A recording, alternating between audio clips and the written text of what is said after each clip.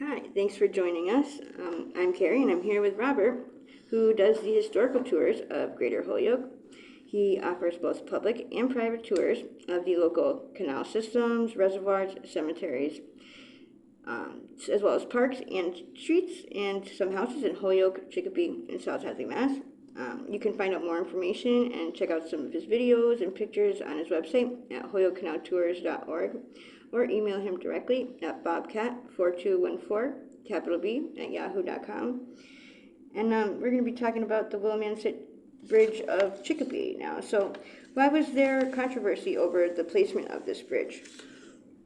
Well, if you know the geography of Chicopee, the center of what's called center of Chicopee Center or center of Chicopee was about 3 miles to the south of the Willimansett Bridge. And that's where a lot of the stores, the mills, the people, the businesses were all located. And thus, a lot of the owners of those institutions and establishments wanted to have the bridge 3 miles south of where it was eventually placed. So the merchants, especially, they're the money makers, they wanted it through the center of Chicopee. Well, it didn't happen. You have to remember the geography of Holyoke is such that most of its concentration of population in 1890, when the bridge was going to put in, was in the gridded streets. So like downtown, Churchill, Flats, and South Holyoke. So the bridge was put in South Holyoke. This is where many of the mills, many of the mill workers were living. There already was a bridge from the Flats into South Hadley, and this would have been a great place for Holyoke. So Holyoke wanted one place, Chicopee wanted the other place. In 1890, I'm positive that Holyoke was vastly stronger because its mills generated lots of income, and it also had many more people than Chicopee. Chicopee in 1890 had just become a city, whereas Holyoke had become a city in 1873, 17 years earlier. So there was controversy, but once the bridge was put in, the trolley was put in right over it. The trolley could go down Chicopee Street all the way to Chicopee Center. So the controversy went away because the reason why it existed, it was established. So now what type of construction is used in this bridge? This is a truss bridge, Truss. And if you walk over it, you'll be able to see two kinds of bolts. If you're looking at a bolt that has a hemispherical top to it, a half spherical top, then that was a bolt that was put in place at the place that they made the bridge and sides. Then it was brought into Chicopee Holyoke area. And if you're going across and you're looking at a bolt that has a typical flat top and hexagonal face to it, those are bolts that were put in place outside when the bridge was being put up. Now, if you look at it carefully, the bridge has below it the undergirders, and they're rested on two support truss, and these very strong truss are then holding up the undergirder, and then they're going upwards into the sky. And in a truss bridge, the upper layers have their steel beams coming down, helping hold up the roadway. So the towers coming up support it from the bottom, and the steel beams that are up top can reach down and hold the pavement section upwards also. So it has strength from below and it has strength from above. So now what type of neighborhood is the Chicopee side? Now, the Chicopee side, when this was put in 1890, when the trolley started going over it, the Chicopee side developed to an incredible height. It was already with some homes in that area, but there are very few and far between. The Willimansett section grew and grew and grew greatly to become one of the bigger neighborhoods of Chicopee. This is incredible because it wasn't thought to be that way, but always trolley neighborhoods come into being when there's a substantial trolley going through. Some trolley neighborhoods are by design. They know that there's going to filled up in that area, and you actually have the trolley going there just because you have the neighborhood, a trolley neighborhood. Willimansett is a trolley neighborhood from the second definition that had happened after the fact. The trolley was going through. There's so many people that were working in the mills of Holyoke, and they moved to Chicopee, and so a lot of new homes started going up in the Willimansett section. Now, what about the neighborhood on the Holyoke side? That was always very big from 1850 onwards when Holyoke started with its mills and canals. The third level canal is inside of this neighborhood called South Holyoke.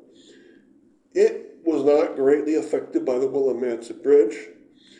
It really didn't change. It's not a trolley neighborhood, even though the trolley came through it, because it was already developed.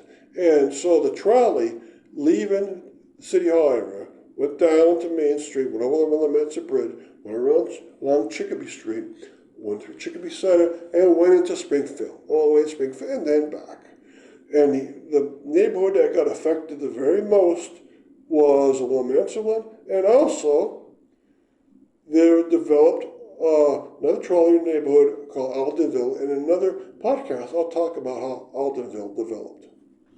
Now, what is the railroad bridge here for?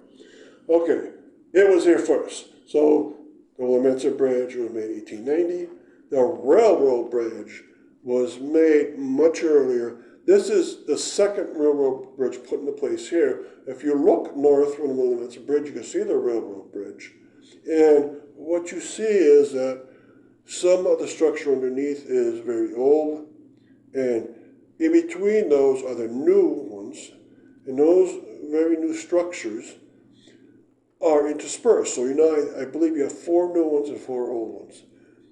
The old railroad bridge used to have longer steel beams between them. Now they have shorter ones.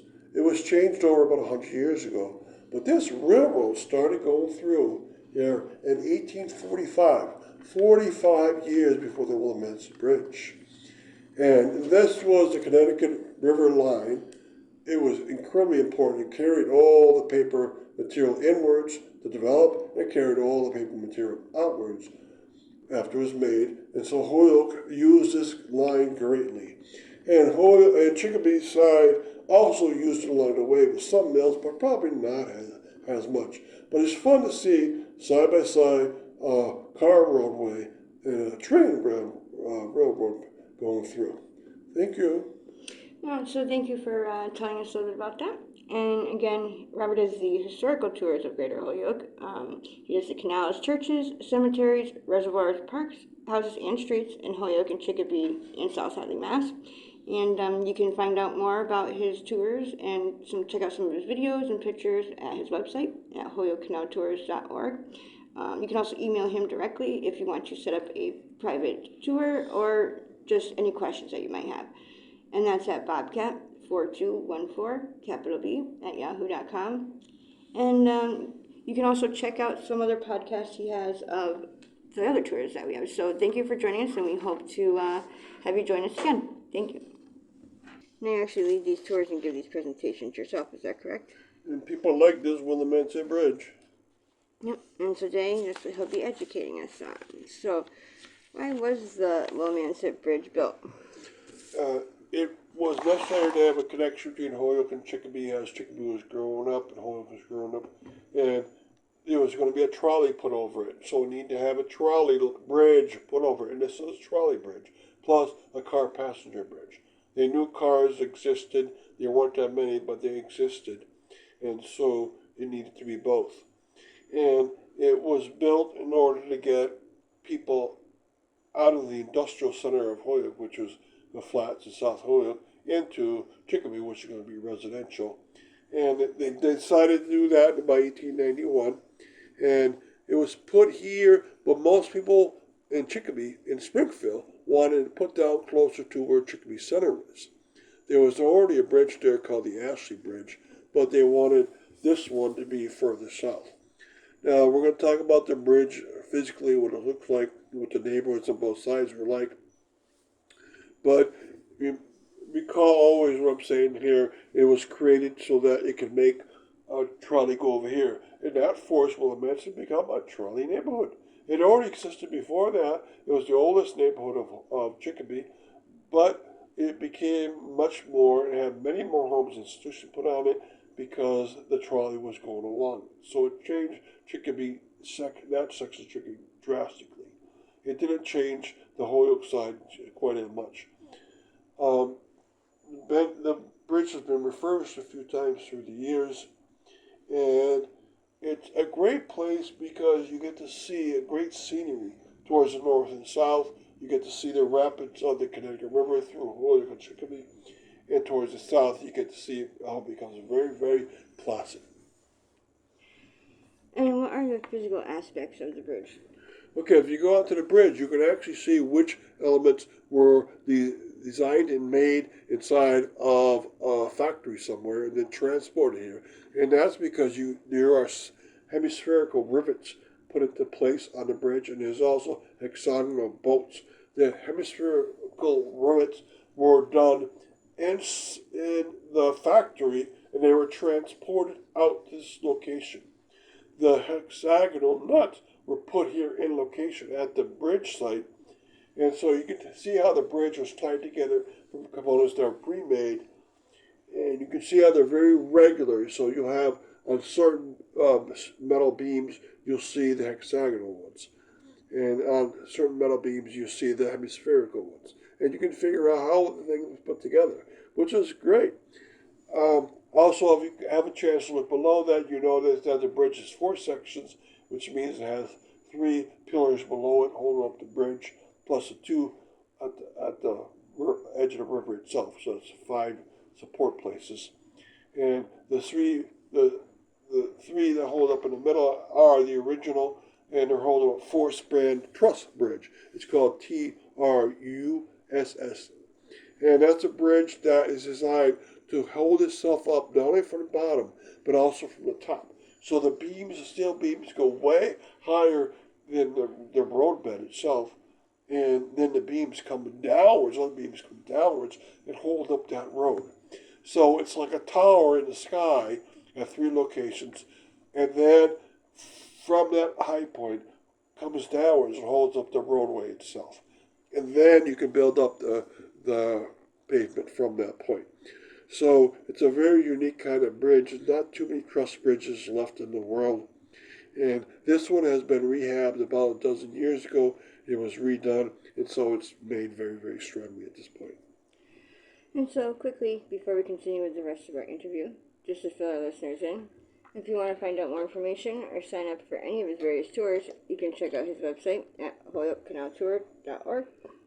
And there he has both videos of the various stops along each tour, and also past and present photos of the historical sites throughout as well.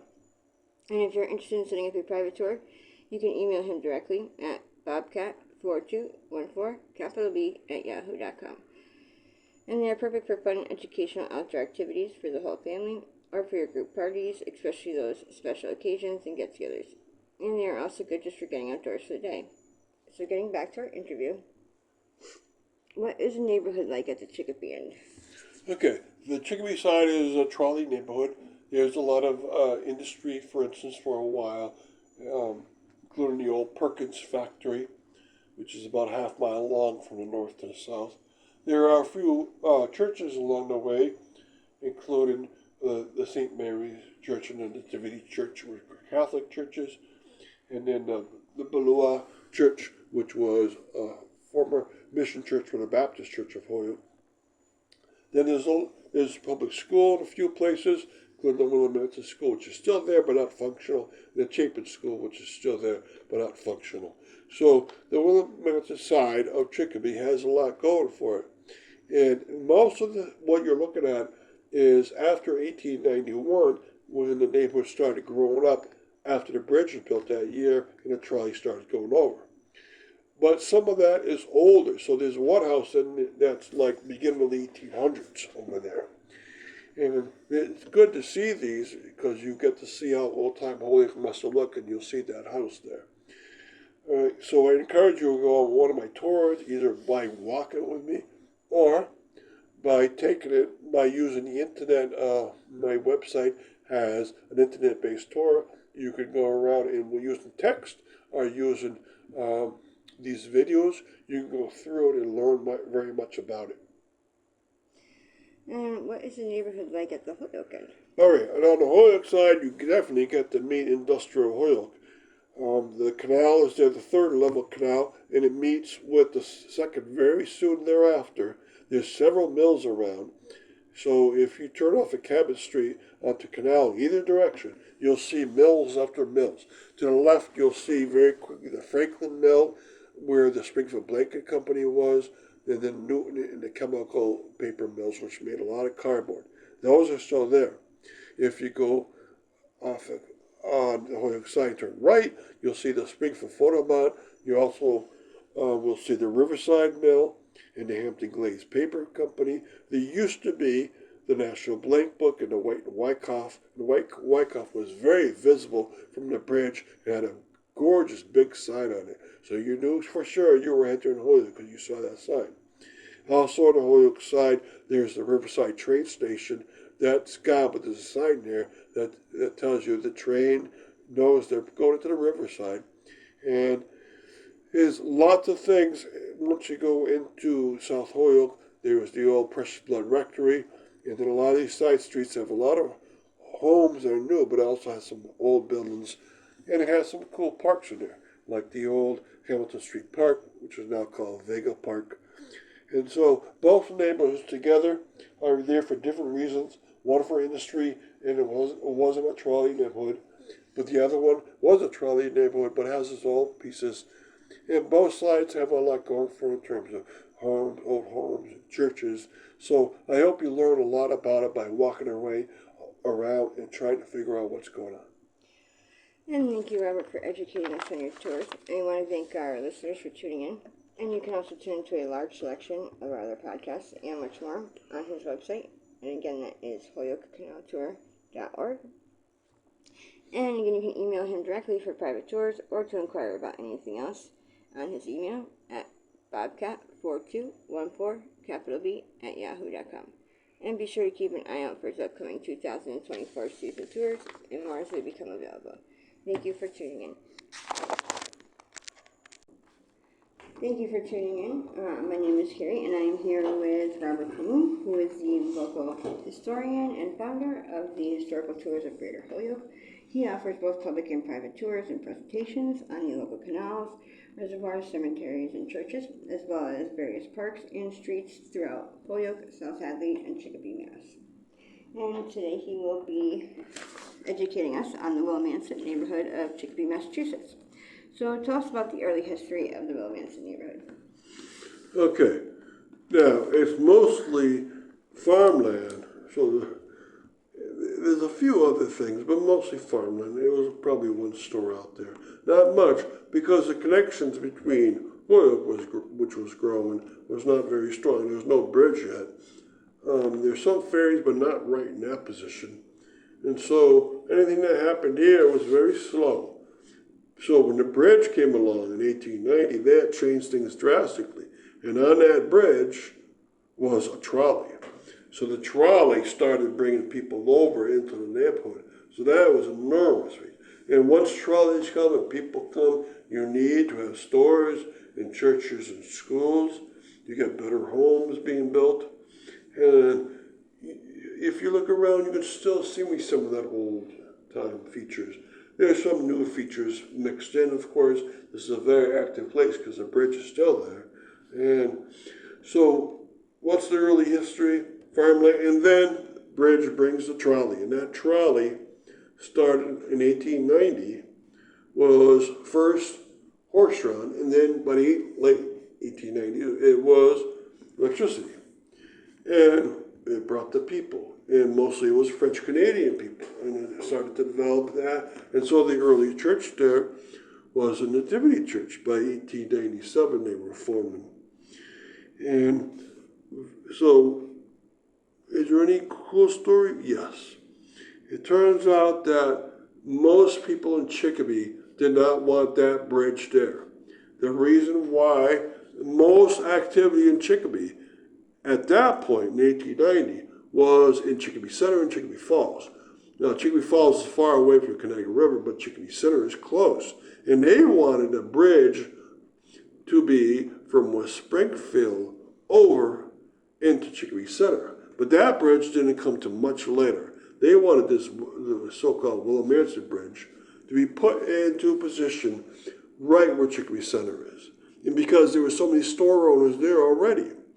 But on the Holyoke side, they had they put a lot of pressure because they wanted to develop their Holyoke, which had the canal right there, and had South Holyoke growing larger and larger with strong mills and lots of homes.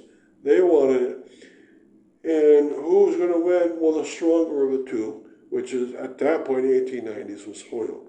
And so that's why it got positioned right there. Now, tell us about the history of the Willimansett Bridge. Well, to know the history of the Willimansett Bridge, we have to know what's there. And if you look around that bridge, there's plenty of things there. Okay, first thing, it's not the first bridge there.